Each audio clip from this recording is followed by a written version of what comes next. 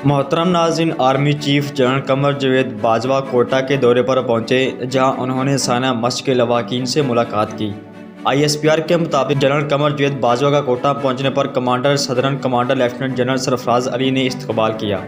Army chief का कहना था कि बलूचिस्तान पाकिस्तान का मुस्तकबिल है। बलूचिस्तान में तरक्की से मुल्क में तरक्की होगी।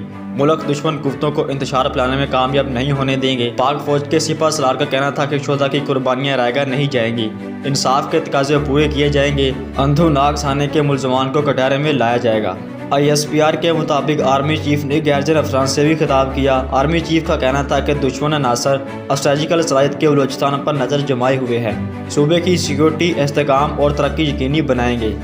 वाज़ेह है कि गुज़श्ता दिनों वज़ीर-ए-आज़म इमरान खान कोटा दौरे पर पहुंचे थे और साना मस्जिद के लवाकीन से मुलाकात भी की थी। वज़ीर-ए-आज़म का कहना था कि हज़ारा बरादरी के तमाम मसाइल समझता हूँ। माजी में एक आलम तंजीम का नाम लिया तो उन्होंने मुझे धमकियाँ दी।